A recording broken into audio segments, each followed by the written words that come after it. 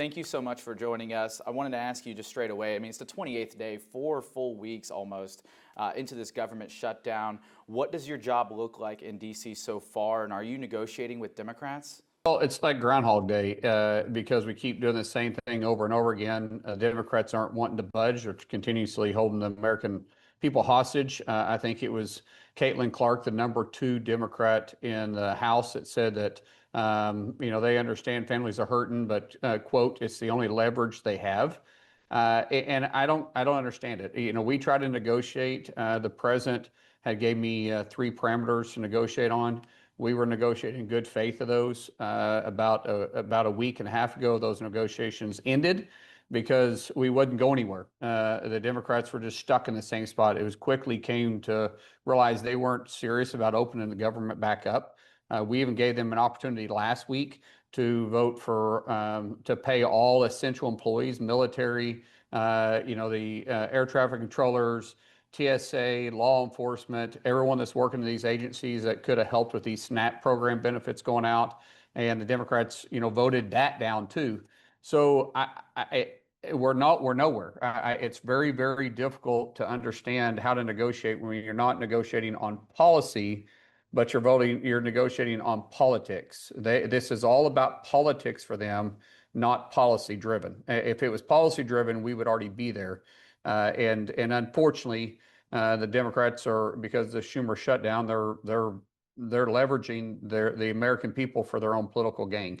It's fair to say, with just days away, November 1st is that big, impactful day for many Americans, Oklahomans. There are no negotiations happening with from your party, the Republicans, with Democrats. No, we tried to talk again yesterday, thinking, hey, is there a way to get past this, at least with the SNAP program?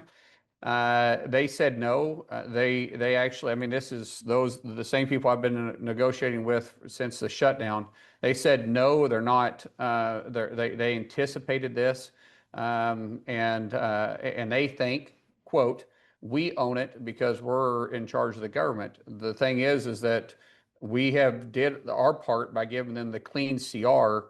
The clean CR means it's the CR that Chuck Schumer wrote a year ago when he was the leader of the Senate, when Biden was in the presidency. This is the same CR that they voted for in September, in December, and January and March. Nothing has changed on it, but the person in the White House has changed, and so there's not a path for us. So it's really devastating. I started hearing from tribes last night. Keep in mind all the commodities that is part of the SNAP program, which is what my family and I, when I was younger, we were on the SNAP program until we kind of crawled up out of the situation we were in because of the hard work from my dad and mom. But that program helps feed families. We were talking to the tribe last night, and they said they're anticipating an $8 million hit on their part because of their tribal citizens that they're going to continue to feed. And that's just one part of it. We have over 40, there's over 40 million Americans in the country that depends on SNAP programs, that their card is going to be empty at midnight November or October 31st. And it shouldn't have to be this way. I mean, we could open the government up today in 5 minutes if they would simply vote for the clean CR that they've already voted for 4 other times. Well, we heard from Senator James Lankford just a few days ago, earlier this week, and his frustrations. It sounds like you're very frustrated in this situation also. Can you talk more about that? Yeah, as I said, because we're not negotiating policies, we're negotiating their political future. You have Chuck Schumer, who has voted for a CR, a clean CR, every time one has been on the floor except this one. Now they voted against it 12 times. And it all happened because after he voted for it in March, a poll came out and showed that AOC beats him in New York by 20 points. And ever since then, he's been not making policy decisions, but he's making his career political decisions. He's not even up for re-election until 2028. And yet he's already making decisions for that election.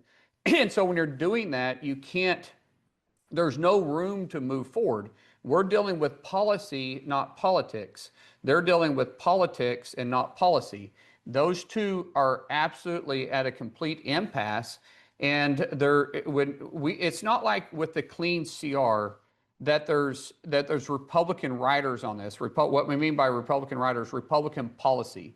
When I say this is the same CR that Chuck Schumer literally wrote last September, I mean that completely. It's word for word. It's 24 pages, a clean CR that his office wrote last year. He thought it was good enough to write last year and put up, and yet he's not voting for it this year. So there's no room for us to negotiate on his political future. We just want to open the government up, get the government back working again, and then we can start negotiating on health care and how to get the ACA, the Affordable Health Care, which has been a very unaffordable health care for the American people, actually see how we can work to make it work for the American people. But that's not where we're at right now. We're at an impasse. So what can be done, because the Republican Party does have control over the White House, the House and Senate.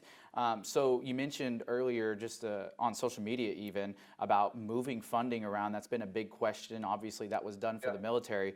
So why not with the USDA? I know you've talked about the buckets with the military work differently than the USDA. So can you talk about that? Because obviously this SNAP impact is like the biggest thing, it seems, for many Oklahomans, and they're worried. Well, the way that the Department of War works is that we do fund specific programs, but we also give them a large swath of money that they're able to pivot and make changes as needed, because the world's changing, our threats are changing. They need to have the ability to move, and so they're able to move funds around.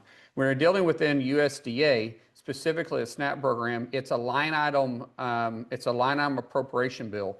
So when it's a line item, it doesn't give them the ability to move it over. Keep in mind, October 10th, the USDA, they came out and said that they don't have the authority to do it. It would take Congress's authorization for them to take money from one program and put it in a separate program. USDA doesn't have the ability to fluctuate dollars like the Department of War does. So the SNAP program completely runs empty without Congress's authority. Remember, we control the purse strings, we control the dollars, we appropriate it specifically for specific programs unless otherwise directed by Congress. In this particular case, it wasn't directed by Congress that they could use money for anything but what their programs are funded for. So the president does not have the authority. Only Congress has the authority, and so far, Democrats are unwilling to help support that, because in the House it's just a simple majority. It's 218 or whatever the majority plus one is there. In the Senate, it takes 60 votes to be able to move anything forward. We only have 53 Republicans, so we have to have 7 Democrats join us. So far, we've been having 3 join us on a regular basis, and we've been losing 1 Republican, Rand Paul. So we have 55 votes on it. We need 5 more Democrats to join us, and we could move it. We could have fixed this last week when we had essential and non-essential employees voted for, but the Democrats voted it down. We could fix it today. Today, we could be done with it today, reopen the government today, if the Democrats didn't want to use the American people, especially those that need it the most on these SNAP programs, as leverage points. Why not just break the traditional rule of the supermajority? If you have control, can there something like that not happen? Can they lower the required votes? Yes and no. It's called golden nuclear. You'd have to override the chair because there's a rule. Technically, it takes 67 votes to change rules, which the Democrats would never vote for that. But technically, you could if you overrode the chair.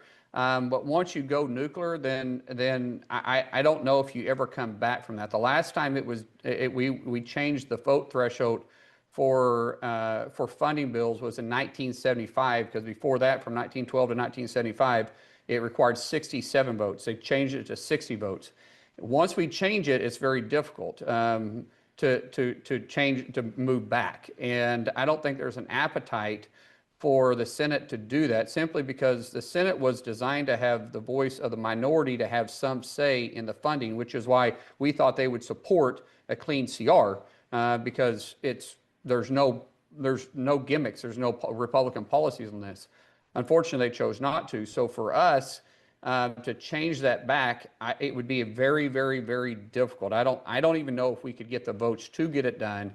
And if you did, it would have to be extremely, extremely narrow, because it's a slippery, dangerous slope we go into once we get to that point. I mean, keep in mind that 60 vote threshold kept Joe Biden and Chuck Schumer from packing the courts to 13 in 21. It kept them from putting very liberal judges on benches all across the country. It kept them from making DC a state, which would give them 2 extra senators, and Puerto Rico a state, which would have gave them 2 extra senators, which would have kept them in the majority for a long time.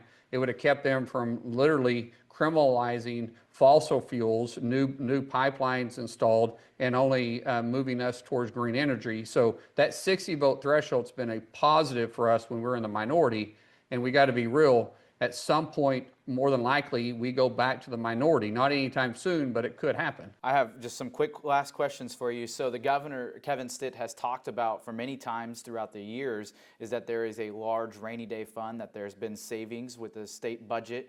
Have you been able to talk to the governor about this impact? Because, I mean, nearly 700,000 Oklahomans use SNAP, rely on SNAP. So have you been able to talk to him about maybe using that? No, I haven't talked to the governor. I've had some state reps and state senators reach out to us, ask us if they were to move funds around, if they would get reimbursed for it. I can't say they would, but I think it'd be difficult for the state to be refunded for it. It's not like back pay. They had chose to go ahead and do this and fund it, and the program may or may not be back funded. I really don't know how that would work if they did it. The way I understand it, I've never worked in the state government, so I'm really not sure, but the way I was understanding it by one state senator last night is that there's very special circumstances to which the rainy fund day could be utilized. And it doesn't specifically say to backfeed federal programs or something like that. So they believe it would require them to come back in for a special session to be able to authorize the government or the governor to be able to do that. And they'd probably have to change the way that the rainy day program was designed to work. So they don't know, they don't even know if they can actually do it or not. They think it would actually end up into litigation.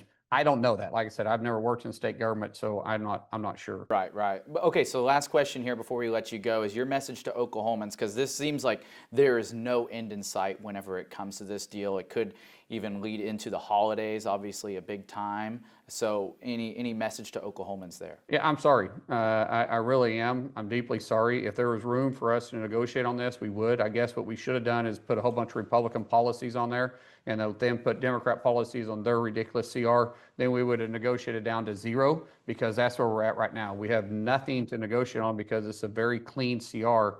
And if it wasn't because the Democrats were trying to use you as leverage point, the government would be open right now.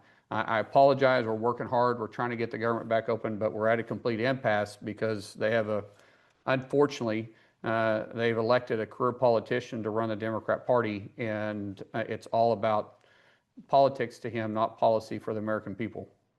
Okay, Senator, thank you so much for your time today. We do appreciate it. Thank you. Appreciate it.